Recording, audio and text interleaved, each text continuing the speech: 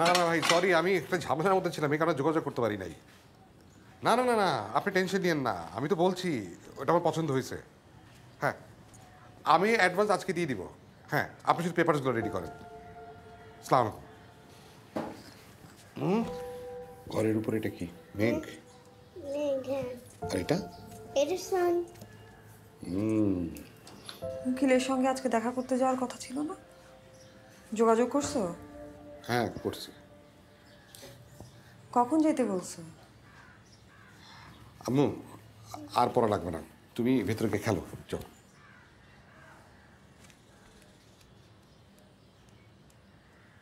আমি উকিলের সাথে দেখা করছি।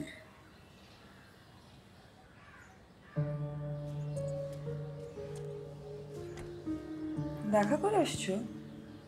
বলো নাই তো। আমার যাবার কথা ছিল না? রিপোর্ট দেখাইছো, কি বলছে? রিপোর্টে কিছু বলি নাই।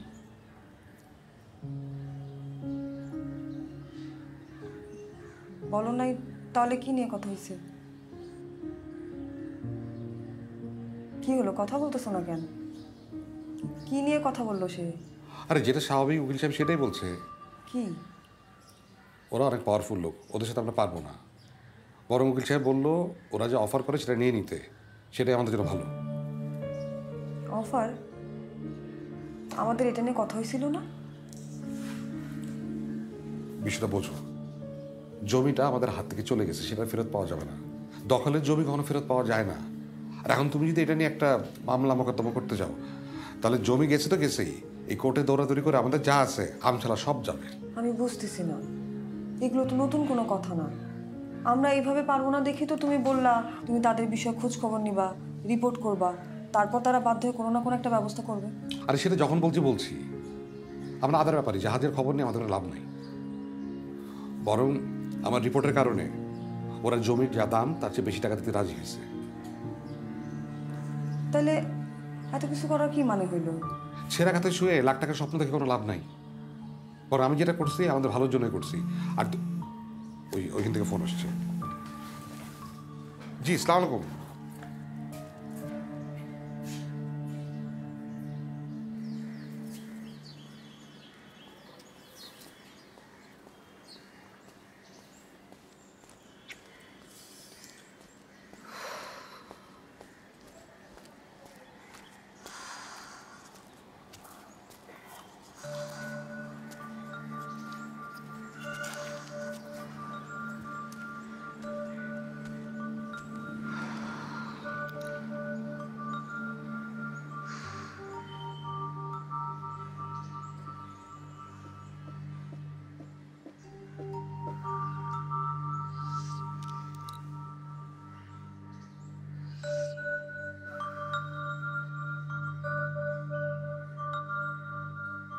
সাবরিনা,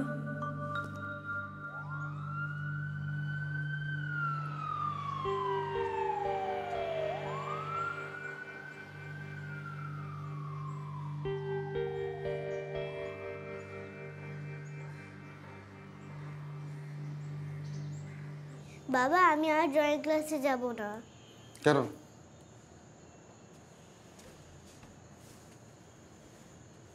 এখন তুই আমাকে বল, তুই ড্রয়িং ক্লাসে যাবি না কেন?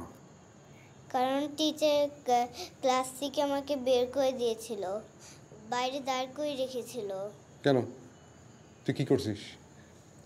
আমার কালার বক্সটা সাথে ছিল না। আমি যে কালার বক্সটা কিনে দিলাম সেটা কই? ওটা মাহিন ফেলে দিয়েছে কোথায়? বারান্দায়। তুই মিসকে কিছু বলিসনি? বলেছি কিন্তু মিস ওকে কিছু বলেনি। বাবা আমি আর স্কুলে যাব না, কারণ ওরা আমাকে নিয়ে হাসাহাসি করে। আচ্ছা ঠিক আছে, এটা নিয়ে মন খারাপ করতে হবে না। আমি প্রয়োজনে স্কুলে গিয়ে তোর মিসের সাথে কথা বলবো। হ্যাঁ, গিয়ে বলবো যে কেন মাহিনকে কিছু বলেনি। ঠিক আছে, এটা একদম মন খারাপ। প্রয়োজনে আমি তোকে নতুন কালার বক্স কিনে দেবো একটা, আচ্ছা তাহলেই তো হলো।